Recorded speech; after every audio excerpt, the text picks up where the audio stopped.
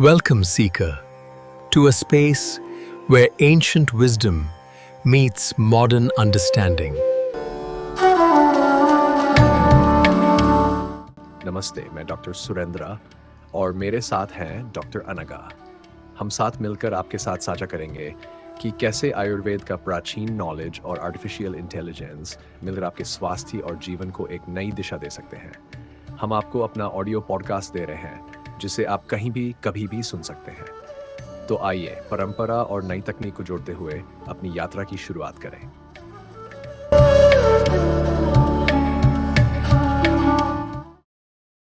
नमस्कार। आज हम एक दिलचस्प सफर पर निकल रहे हैं आयुर्वेद की प्राचीन दुनिया में। नमस्कार। हमारे पास डॉक्टर सुरेंद्र गिरी और डॉक्टर अनघा गोसावी द्वारा तैयार की गई कुछ अध्ययन सामग्री है और ये सामग्री आयुर्वेद और संस्कृत के काफी गहरे रिश्ते पर रोशनी डालती है। जी हाँ। ऐसा लगता है कि जैसे आयुर्वेद के ज्ञान का पूरा खजाना संस्कृत की भाषा में ही बंद है। तो आज का हमारा मकसद है इस सामग्री के जरिए ये समझना कि संस्कृत व्याकरण की वो कौन सी चाबियां हैं, कौन से औजार हैं जो आयुर्वेद के सिद्धांतों और चिकित्सा पद्धतियों के दरवाजे खोलती हैं। बिल्कुल। ये सिर्फ भाषा सीखने की बात नहीं है, बल्कि ज्ञान की एक पूरी परत को समझने की कोशिश है। चलिए देखते हैं नोट्स में क्या खास है। तो सबसे पहला सवाल जो शायद सबके मन में आता होगा, क्यों आयुर्वेद को समझने के लिए संस्कृत जानना इतना जरूरी क्यों है? क्या सिर्फ अनुवाद काफी नहीं? ये सवाल बहुत स्वाभाविक है और बहुत महत्वपूर्ण भी। देखिए, आयुर्वेद के जो मूल ग्रंथ हैं, चरक संहिता, सुश्रुत संहिता, अष्टांग हृदयम, ये सब संस्कृत में लिखे गए हैं। अब बात सिर्फ अनुवाद की नहीं है। आयुर्वेद की जो मूल अवधारणाएं हैं, जैसे त्रिदोष हो गए, वात, पित्त, कफ, पंच महाभूत, धातुएं हैं, रस, रक्त वगैरह, मल, ये सिर्फ शब्द नहीं है।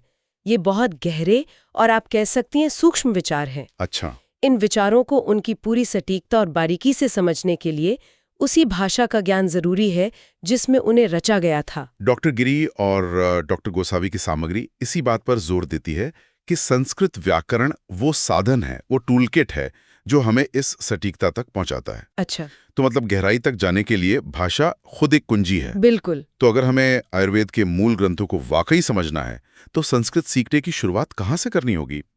इन नोट्स में माहेश्वर सूत्रों और उच्चारण स्थानों का जिक्र है। ये बुनियाद कैसे बनते हैं? जी हाँ, बिल्कुल।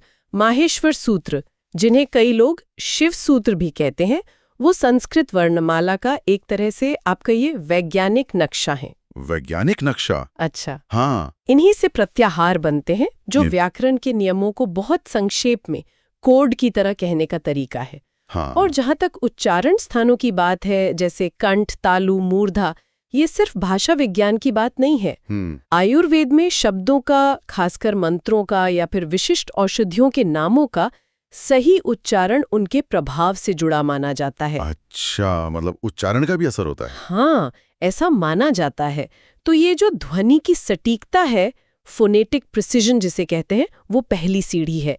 अगर नींव ही मजबूत नहीं होगी तो फिर आगे शब्दों के अर्थ और उनके भाव को समझना वो मुश्किल हो जाएगा। समझ गया। यानी सिर्फ अक्षर ज्ञान नहीं, बल्कि उनकी आवाज, उनका सही उच्चारण भी उतना ही महत्वपूर्ण है। नोट्स में आगे कई तकनीकी शब्द हैं जिन्हें संज्ञाएं कहा गया है, जैसे धातु, उपसर्ग, समास। क्या ये महज व्याकरण के नियम हैं या इनका आयुर्वेद की समझ से कोई सीधा ताल्लुक है? नहीं, इनका सीधा ताल्लुक है। ये सिर्फ नियम नहीं है, ये भाषा के वो औजार हैं जिनसे अर्थ गढ़े जाते हैं, मीनिंग कंस्ट्रक्ट होता है। औजार? मिसाल के तौर पे धातु को लीजिए, ये क्रिया का मूल बीज है, the root of the verb. Ayurveda में क्रियाएं कितनी महत्वपूर्ण हैं? पाचन क्रिया, धातुओं के बनने की क्रिया, औषधि कैसे काम कर रही है उसकी क्रिया। हाँ, बिल्कुल। इन सब क्रियाओं को दर्शाने वाले शब्द इन्हीं धातुओं से बनते हैं। फिर आते हैं उपसर्ग, जैसे प्र, वी, सम। ये धातु के आगे लगकर अर्थ को पूरी तरह बदल सकते हैं। जैसे गम धातु का मतलब है जाना, पर आगम का मतलब हो गया आना। अच्छा। आयुर्वेद में रोगों के नामों में या शारीरिक प्रक्रियाओं के नामों में उपसर्गों का बहुत प्रयोग होता है, जो उनकी दिशा या उनकी प्रकृति के बारे में बताते हैं। और समास, इसका जिक्र तो कई बार आ रहा है। ऐसा लगता है ये आयुर्वेद में बहुत आम है। बहुत ज्यादा। समास यानी शब्दों को जोड़कर एक नया संक्षिप्त शब्द बनाना। संस्कृत की ये खासियत आयुर्वेद में खूब इस्तेमाल हुई है, शायद इसलिए कि जटिल विचारों को कम शब्दों में कहना था। जैसे कोई उदाहरण? जैसे त्रिदोष, पंचमहाभूत या अग्निमांद्य, मतलब पाचन अग्नि का मंद होना, या रस धातु जो पहला धातु है। हाँ। ये सब समासिक पद हैं। अब अगर आप समास को तोड़ना, उसका विग्रह करना और उसके हर हिस्से का अर्थ समझना नहीं जानती, तो आप इन मूल अवधारणाओं के वास्तविक अर्थ से चूक सकती हैं। सही बात है। इसीलिए डॉक्टर गिरी और डॉक्टर गोसावी के नोट्स में अव्ययी भाव, तत्पुरुष, बहुव्रीहि, द्वंद्व जैसे समासों के प्रकार बताए गए हैं। इनके बिना आयुर्वेदिक शब्दावली को डिकोड करना वाकई मुश्किल है। तो ये तो हुई शब्दों के बनने और जुड़ने की बात। लेकिन फिर वाक्य कैसे बनते हैं और उनका अर्थ कैसे साफ होता है?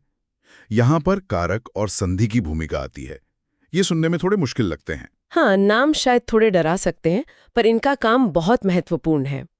कारक जैसे कर्ता, कर्म, करण वगैरह ये बताते हैं कि वाक्य में कौन क्या कर रहा है, किस पर असर हो रहा है, किस साधन से हो रहा है। अच्छा। सोचिए, अगर ये न समझ पाएं कि औषधि कर्ता है या कर्म, तो उसके प्रभाव को कैसे समझेंगे? हम सही कहा। आयुर्वेद के श्लोकों में वाक्य रचना थोड़ी जटिल हो सकती है। कर्ता कहीं, क्रिया कहीं, इसलिए कारक का ज्ञान जरूरी है ताकि आप सही कर्ता, कर्म, क्रिया को पहचान सकें। और संधि, उसका क्या योगदान है इसमें? संधि यानी वर्णों का मिलना। संस्कृत में शब्द अक्सर मिलकर एक हो जाते हैं, जिससे भाषा में एक प्रवाह आता है, एक फ्लो बनता है।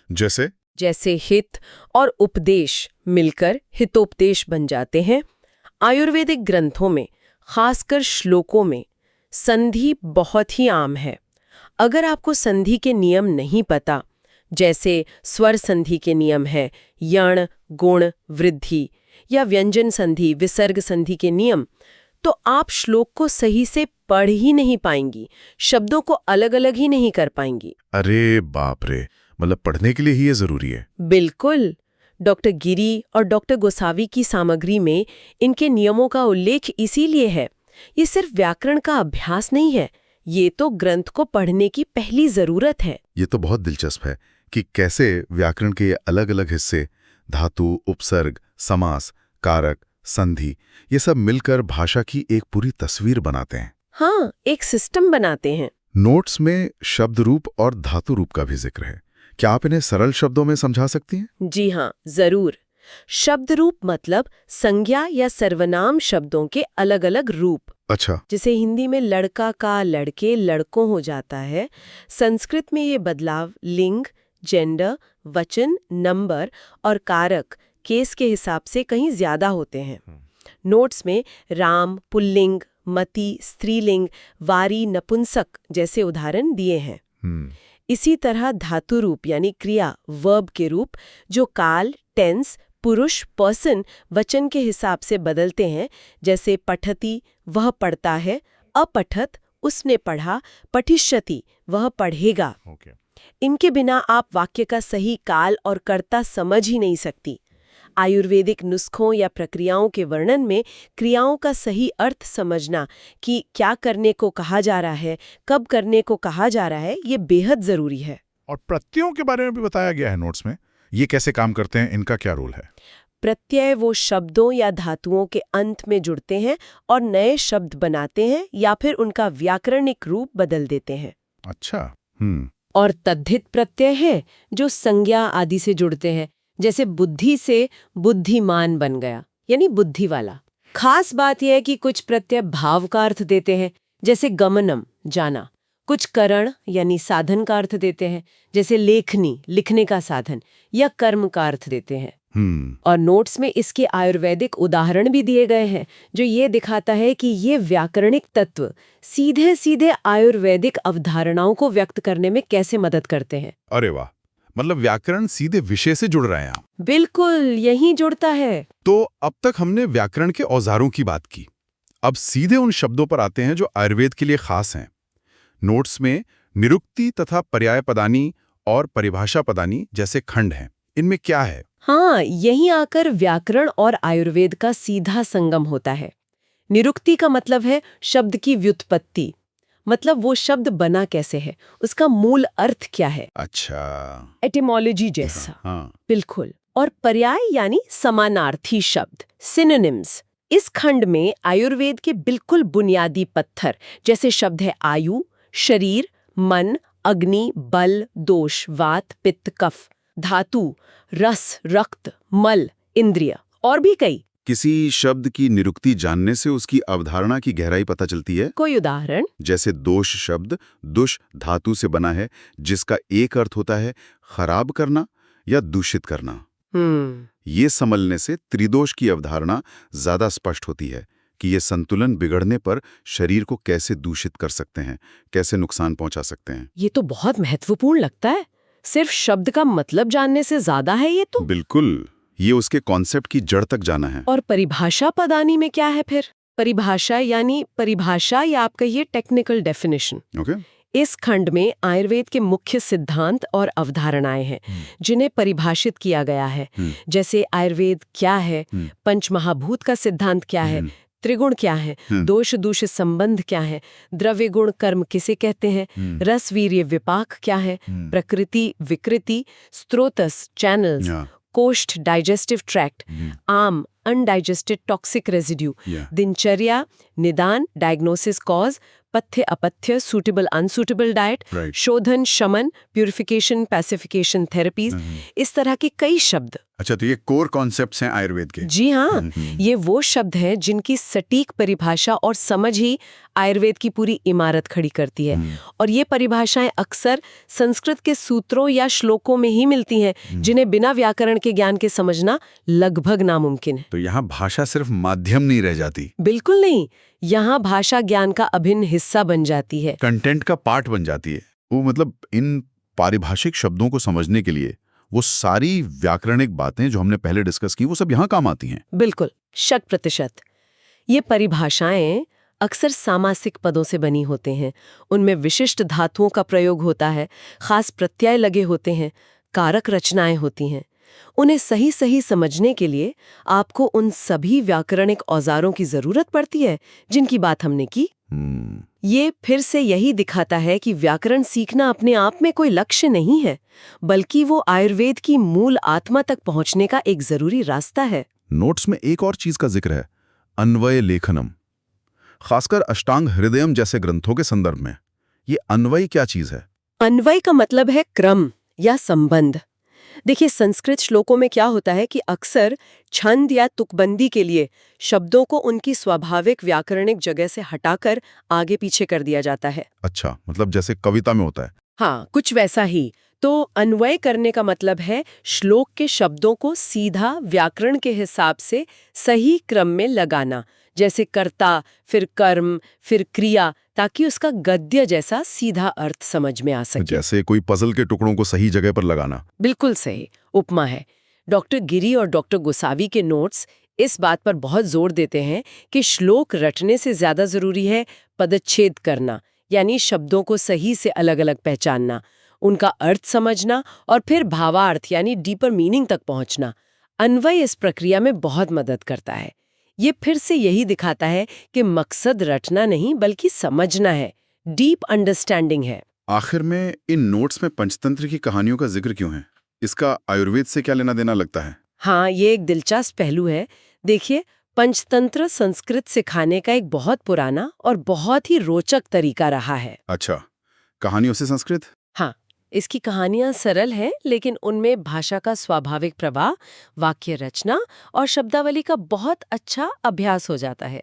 शायद नोट्स में इसका जिक्र इसलिए किया गया है कि जो लोग आयुर्वेद के जटिल ग्रंथों को पढ़ना चाहते हैं, उनके लिए भाषा पर पकड़ बनाने का एक अच्छा मनोरंजक साधन हो सकता है। पहले इससे अभ्यास करें, फिर ग्रंथों की ओर बढ़ें। समझ गया, मतलब भाषा को एक्सेसिबल बनाने का एक तरीका। बिल्कुल, और यहाँ भी जोर कहानी को समझने पर है, न कि सिर्फ व्याकरण के नियम रटने पर। ये दिखाता है कि भाषा सीखने का एक समग्र दृष्टिकोण, एक होलिस्टिक अप्रोच अपनाया गया है, नियमों से लेकर व्यावहारिक प्रयोग तक। तो कुल मिलाकर इस सारी चर्चा और डॉक्टर गिरी और डॉक्टर गोसावी की सामग्री से ये बात तो बिल्कुल साफ उभर कर आती है कि अगर किसी को आयुर्वेद की गहराई तक उतरना है तो संस्कृत महज एक विकल्प नहीं है, बल्कि एक अनिवार्य जरूरत है। हाँ, ये व्याकरण के नियम, ये पारिभाषिक शब्दावली, श्लोकों को समझने का तरीका, ये सब मिलकर ही उस ज्ञान के ताले को खोलते हैं, ऐसा लगता है। एकदम सही कहा आपने। माहेश्वर सूत्रों की ध्वनि की बारीकी से लेकर संधि समास की जटिलताओं तक और फिर निरुक्ति और परिभाषाओं की सटीकता तक, हर चीज, हर पहलू आयुर्वेद के गूढ़ सिद्धांतों को उनके सही ऑथेंटिक रूप में समझने के लिए जरूरी है। ये सिर्फ शब्दों का अनुवाद कर लेना नहीं है, ये उन अवधारणाओं को उनके मूल सांस्कृतिक और दार्शनिक संदर्भ में आत्मसात करने की कोशिश है। और ये संस्कृत के बिना शायद हमेशा अधूरा रह जाएगा। हाँ, ये भाषा उस ज्ञान की सिर्फ वाहक ही नहीं है, कैरियर ही नहीं है, वो उसका एक अविभाज्य हिस्सा है, part of the knowledge itself. ये वाकई सोचने वाली बात है कि किसी भी खास ज्ञान परंपरा को, चाहे वो आयुर्वेद हो या भारतीय दर्शन हो या कोई और प्राचीन विज्ञान, उसे उसकी मूल भाषा में समझने का प्रयास कितना अलग और कितना गहरा अनुभव दे सकता है। निश्चित रूप से। और ये हमें एक व्यापक सवाल की ओर भी ले जाता है ना? जैसे कि क्या किसी विषय की जटिलता और उसकी सूक्ष्मता का उसकी मूल भाषा की संरचना और अभिव्यक्ति क्षमता से कोई गहरा रिश्ता होता है? क्या भाषा सिर्फ विचारों को ढोती है या वो विचारों को आकार भी देती है, शेप भी करती है? ये तो बड़ा फिलोसॉफिकल सवाल है। हाँ, और क्या अन्य क्षेत्रों में भी क्या भाषा का ज्ञान विषय की समझ को इसी तरह प्रभावित करता है? ये ऐसे सवाल हैं जिन पर विचार करने से हमें ज्ञान और भाषा के रिश्ते की शायद थोड़ी बेहतर समझ मिल सकती है। बिल्कुल। इसी विचार के साथ आज की ये विश्लेषण यात्रा यहीं समाप्त होती है।